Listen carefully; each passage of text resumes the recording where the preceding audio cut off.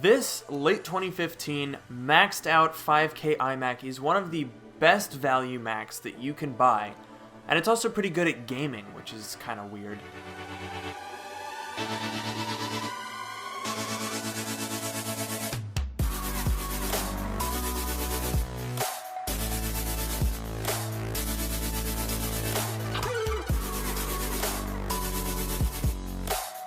So for the past few months, I've been shopping around for a new video editing rig.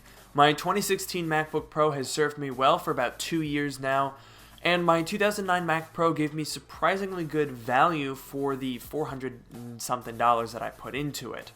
However, recently my workload has started to exceed what these machines can give me, so it was time for a big change. Originally, I had banked on Apple introducing a new iMac with either a redesign or a pretty decent spec upgrade in October, but it looks like we're not going to be getting one this year, so I decided to scramble and buy something used. I wanted an iMac for the convenience and the value proposition of having, everything all there, but I didn't want to buy a 2017 as those are about to be replaced probably early next year. What I settled on was this, a nearly maxed out late 2015 5K iMac for which I paid $1,700 with free overnight shipping. What I'd like to demonstrate for you today is not only why I think this machine is so good, but why I think it presents one of the best value Macs you can buy.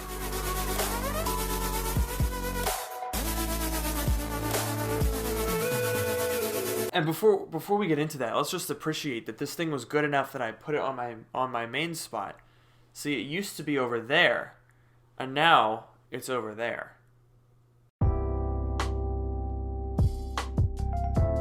Anyway, let's start with the specs. My machine has a Core i7 6700K running at 4 GHz. This is an overclockable processor, but not in an iMac. Even if you could find a way to overclock it, the iMac does not have enough thermal headroom for it to make any difference whatsoever. My unit shipped with 16 gigabytes of RAM, but I added another 16 gigabytes that I bought off of Amazon for $100 for a total of 32 gigs of RAM. For graphics, this machine has the top-of-the-line Radeon R9 M395X with 4 gigabytes of VRAM.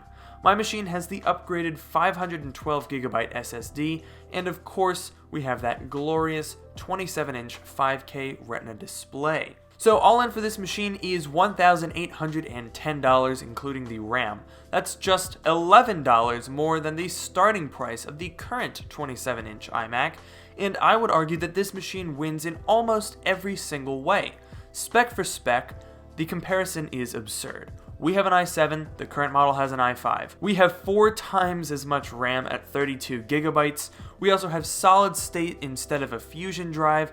The only area where I would concede to the current iMac is graphics, where the Radeon Pro 570 would definitely one-up the M395X. Apart from that, my machine is superior in every single way.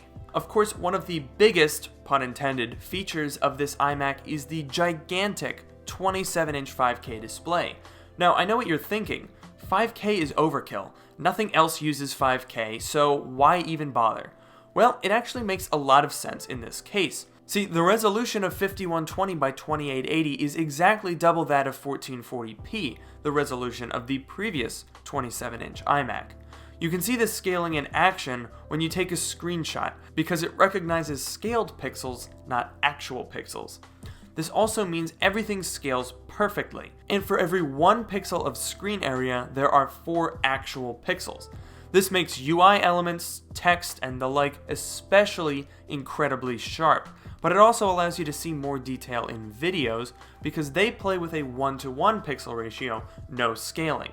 This means your UI is sharp AF, and your videos play at native resolution without needing to fill the screen. The glorious 5K is best exemplified in Final Cut Pro or other video editing software, where you can run high-res videos in the player window while still having plenty of pixels for your Final Cut elements. See, this video pane is actually 1440p all on its own. All that being said, the graphics powering this glorious display are actually surprisingly good. The R9 M395X in mine has 4 gigabytes of VRAM. This was essential for me as the other graphics options on these models have just 2 gigs of VRAM, almost all of which is consumed just running the 5K display. People complained frequently that the 2 gig cards were stuttering, especially in graphics-intensive programs. The M395X, on the other hand, has more than adequate VRAM and boosts performance over the lesser graphics options as well. I tested a few different games in macOS and a few in Boot Camp running Windows 10, which, yes, by the way, does run in 5K. In macOS, I tested Civ 5 and The Witness. Civ 5, running at the highest supported resolution, 4K, at high settings, was glued at 60 FPS, even as my Civ grew much larger, thanks 6700K. The Witness, on the other hand, did actually run at about 35 FPS in 5K, but I decided to drop down to 1440p so I could hit that stable 60 FPS. Switching over to Boot Camp, I tested Rainbow Six Siege and GTA 5, both running at 1440p, which I found was a good sweet spot for this machine because the 395X could output decent frame rates and still look reasonably crisp on the 27-inch display. GTA 5 ran quite well, glued at 60 FPS, save for a few stutters here and there. Rainbow Six Siege, likewise, was glued to 60 FPS at a mix of medium and high settings, and after playing about 2.5 hours of ranked matches, I didn't see a single stutter, freeze, or even a dip below 56 FPS. These are very impressive numbers for an all-in-one that was in no way designed to be used for gaming. The biggest issue with this iMac, performance-wise, is the thermal envelope. Due to the all-in-one form factor, pretty poor heatsink design, and the bizarre choice to only put one fan in this machine, pretty much all of these iMacs have pretty appalling cooling. Under heavy synthetic loads, the 6700K struggles to maintain its base clock. And when running CPU and graphics intensive programs, the machine can get loud.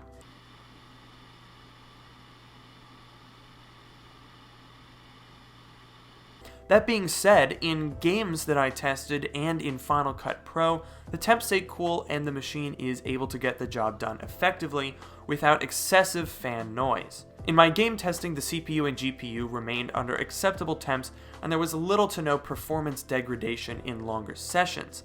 In Final Cut Pro, the i7 does struggle just a little bit when you throw a lot of 4K clips at it.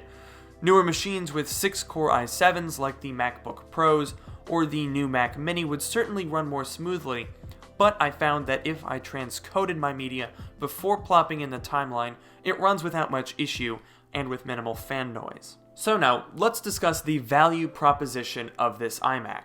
Personally, I would argue that this iMac gives you the best value of any Mac,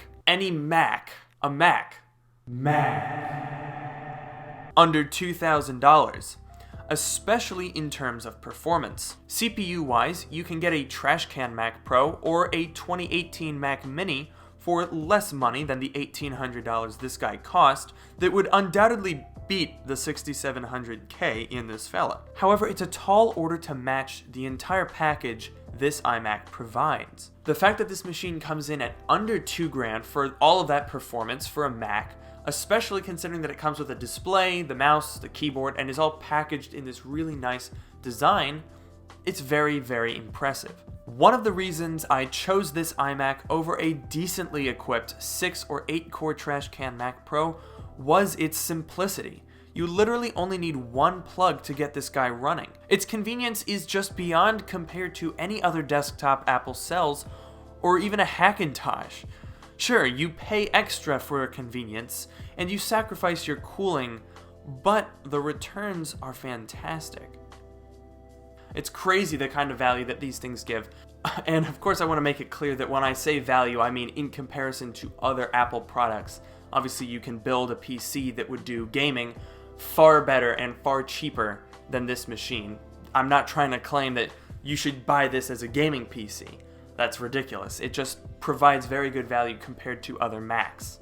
So thank you guys so much for watching this video. I hope you enjoyed. I'll have a link down below to the RAM that I used in this build in case you're interested in picking that up for doing something yourself.